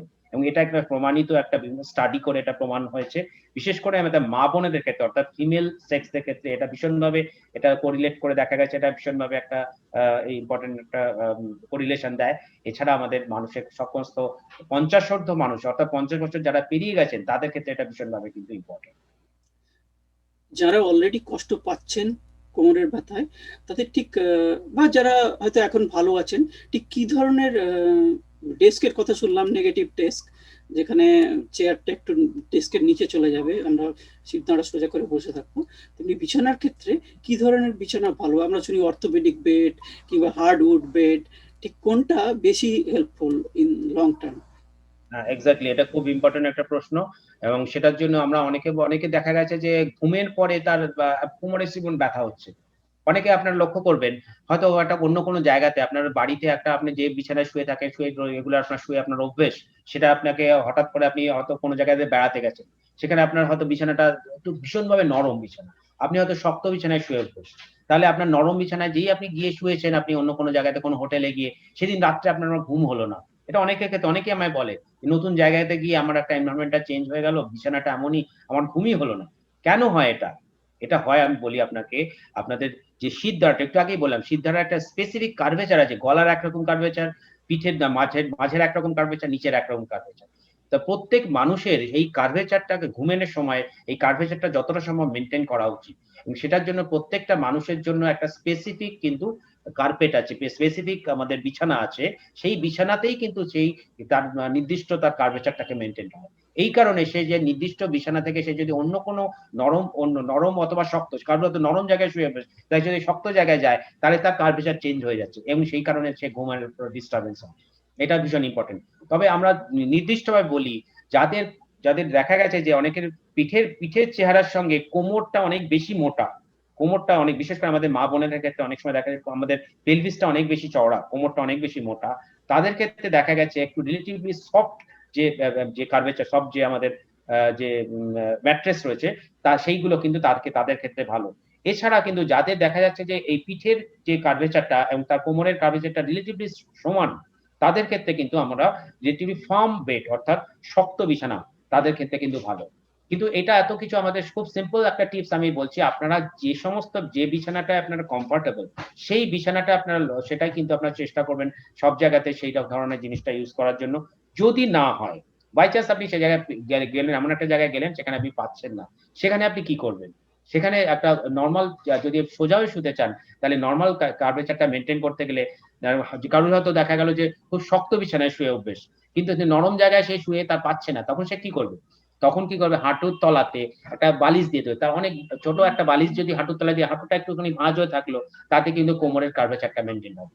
অথবা যদি ডান দিকে বা বাঁ দিকে কাত হয়ে শুতে চায়, তাহলে একটা পাশ বালিশ ইউজ করবে, যাতে পাশ বালিশটা কি করবে? দুটো থাইয়ের মাঝখানে থাকবে। দুটো থাইয়ের মাঝখানে থাকলে তার কোমরের কার্ভেচারটা মেইনটেইন হবে।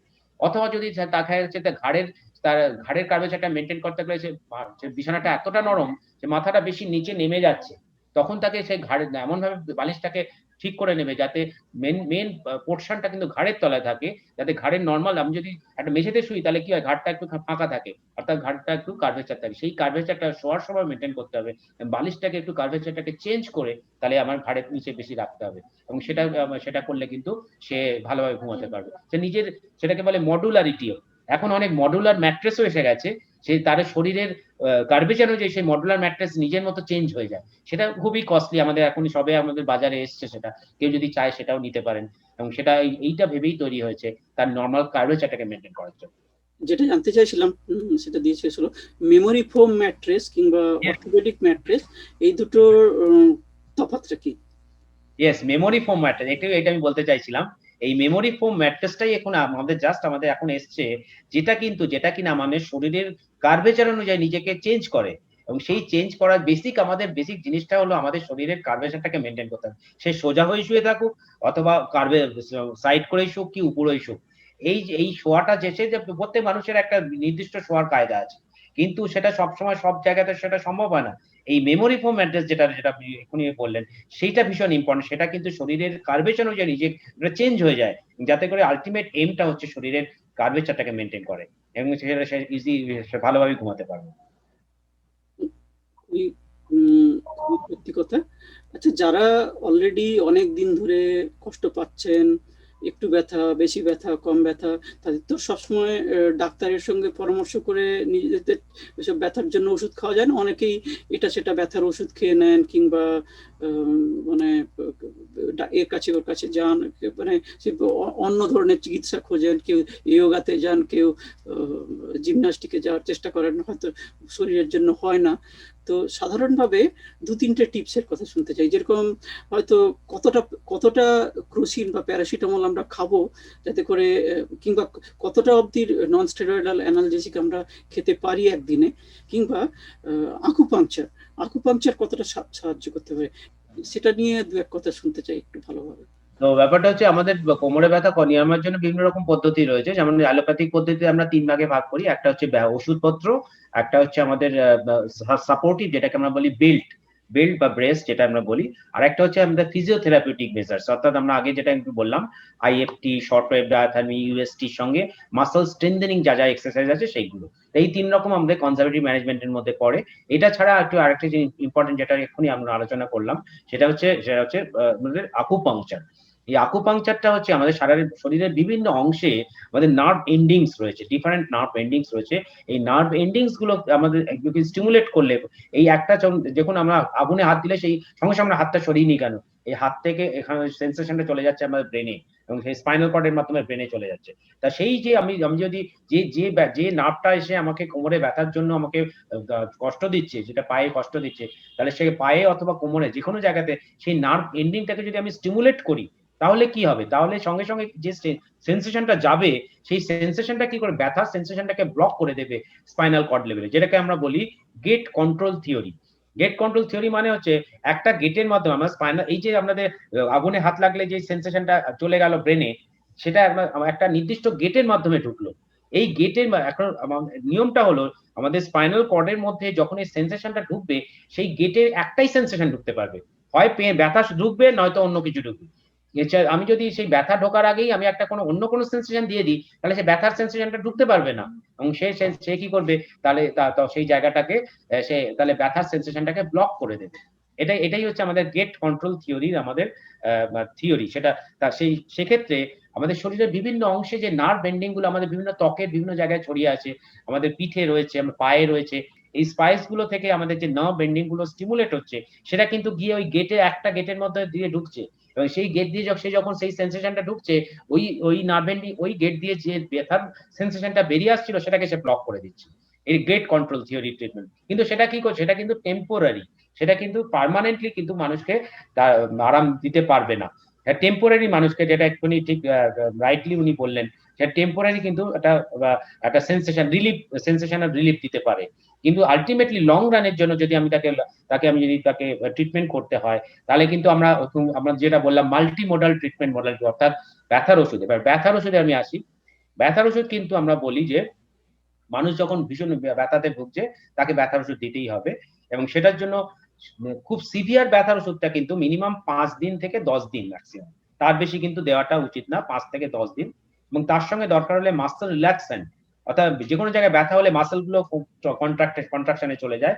অর্থাৎ আমরা দেখি যে অনেক সময় ঘাড় শক্ত হয়ে গেছে, ঘাড় নাড়তে পারছে না, বা পিঠটা একদম এত শক্ত গেছে সামনে ঝুঁকতে পারছে না, মাসলটা ভীষণ কন্ট্রাকশনে চলে গেছে। এই কন্ট্রাকশন গুলোকে বন্ধ করার জন্য যে ওষুধগুলো আসে তাকে বলে মাসল রিল্যাক্সেশন, সেই ধরনের ওষুধ দিতে হয়। কিন্তু এইগুলো সবই কিন্তু ম্যাক্সিমাম 5 থেকে 10 দিন, খুব বেশি হলে 15 দিনের কিন্তু বেশি দিন দেওয়া যায় না। যাদের দেখা যাচ্ছে ওষুধগুলো অনেক দিন বেশি লাগছে, তাদের কিন্তু সতর্ক হতে হবে, চিকিৎসকদের পরামর্শ নিতে হবে। এবং কেন হচ্ছে, যেটার ভেতরে হয়তো শরীরের মধ্যে নিশ্চয়ই কিছু একটা সিগনিফিকেন্ট একটা প্রবলেম এসছে, তার হয়তো ডিসটা বেরিয়েছে, তোকে বলে ডিস প্রোল্যাপস, অথবা শরীর হয়তো পিঠের মধ্যে কোনো একটা ইনফেকশন হয়েছে, যে কোনো ইনফেকশন হতে পারে, নিজের শিরদাঁড়ার মধ্যে কোনো একটা ইনফেকশন হয়েছে, তাহলে এক্সাক্ট ট্রিটমেন্টটা কিন্তু করণীয়। তাহলে কারোর যদি এরকম ব্যথা হয়, সে ম্যাক্সিমাম 5 থেকে 10 দিন ওষুধ খেতে পারে, তার বেশি দিন কিন্তু শুধুমাত্র ওষুধ কন্টিনিউ করা উচিত নয়। যেটা আমরা ভীষণ ইম্পর্টেন্ট একটা প্রশ্ন, যে তাদের সাধারণ ব্যথা হচ্ছে, ওষুধ খেয়ে নিচ্ছেন, বা একটু আগে বললাম 5 থেকে 10 দিন ম্যাক্সিমাম ওষুধ খেতে পারেন, প্যারাসিটামল খেতে পারেন, বা সব থেকে সেফ মেডিসিন।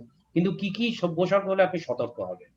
এমন হচ্ছে কারুর কোমরে ব্যথা হচ্ছে, হাঁচলে কাশলে পরে কোমরে ব্যথা বেড়ে যাচ্ছে, এটা ভীষণ ইম্পর্টেন্ট। যার হাঁচলে কাশলে বেড়ে যাচ্ছে কেন, হাঁচলে বা কাশলে পরে আমাদের পিঠের এবং শরীরের স্পাইনাল ক্যানালের মধ্যে প্রেসার বাড়ছে। এই প্রেসারটা আমরা যখন বিভিন্ন রকম পটি করি, বা যখন কি করি আমরা প্রচন্ড প্রেসার দিই, তাই না, আমরা গ্লটিস বন্ধ করে, যেটাকে আমরা বলি পালসাল বা ম্যানুরা। তাই হাঁচলে কাশলে পরে সেম জিনিস হচ্ছে। এই জিনিসটা যখন হচ্ছে, তাতে যদি কোমরের ব্যথাটা বেড়ে যায়, অথবা ইলেকট্রিক কারেন্টের মতো ব্যথাটা নেমে আসে, একটু আগেই বললাম, যদি কারুর এরকম হাঁচলে কাশলে ব্যথা বাড়ে, বা ইলেকট্রিক কারেন্টের মতো ব্যথা পায়ের আঙুল অব্দি, পায়ের নিচে অব্দি চলে আসে, তাহলে তার বুঝতে হবে যে তার শিরার উপরে চাপ আসছে এবং তাহলে তার স্পাইনাল ক্যানালের মধ্যে কোনো কিছু একটা স্পেস অকুপাইং লিশন হচ্ছে, অর্থাৎ কোনো একটা কিছু জিনিস গিয়ে শিরাটার উপর জায়গাটাকে অধিকার করে আছে। সেটা কি হতে পারে? সেটা একটা ডিস্কটা দুটো ভার্টিব্রার মধ্যে যে নরম জিনিসটা জেলির মতো পদার্থ আছে, অর্থাৎ যেটাকে বলে ইন্টারভার্টিব্রাল ডিস্ক, এই ডিস্কটা কিন্তু বেরিয়ে আসতে পারে। কারো যদি সামনে ঝুঁকে কাজ করে, বিশেষ করে লিফটিং স্ট্রেন, সামনে ঝুঁকে যারা ওজন তোলেন তাদের ভীষণভাবে সতর্ক হবেন। ওজন আইডিয়ালি কিন্তু সামনে ঝুঁকে তোলা উচিত নয়। ওজন যদি কেউ মেঝে থেকে তুলতে চান, সবসময় পাশ থেকে তুলবেন। সোজা হয়ে দাঁড়িয়ে একটু সামনে একটু হাঁটুটা ভাঁজ করে সাইড থেকে তুলবেন। যদি ওজন বইতে হয় 2 হাতে সমান সমান বইবেন এবং ওজনটাকে হাতে যে ওজন বইবেন হাতটাকে একটু পিছন দিকে নিয়ে বইবেন। সামনের দিকে সামনে ঝুঁকে কখনো ওজন বওয়া চলবে না, অথবা সামনে ঝুঁকে মেঝে থেকে কিছু তুলতে যাবেন না। তুলতে গেলে কিন্তু ওই যে দুটো ভার্টিব্রার মধ্যে যে ইন্টারভার্টিব্রাল ডিস্ক যেটা রয়েছে জেলির মতো পদার্থ, সেটা কিন্তু বেরিয়ে এসে শিরার উপরে চাপ দিতে পারে এবং সেক্ষেত্রে হাঁচলে কাশলে ব্যথা বেড়ে যায়। সেটা একটা ভীষণ ইম্পর্টেন্ট। নেক্সট হচ্ছে যে কারোর যদি দেখা যায় যে সেন্সেশন কমে যাচ্ছে, একটু আগেই বললাম যে নার্ভের উপর প্রেসার পড়লে কি হয়, দুটো হাঁটতে হাঁটতে পাটা ভারী হয়ে যায়। তা দেখা গেল মনে হচ্ছে যে পাটা হাঁটতে হাঁটতে সে মনে হচ্ছে তুলোর উপর হাঁটছে, অর্থাৎ হাঁটলে পরে তুই পায়ে সেন্সেশন পাচ্ছে না।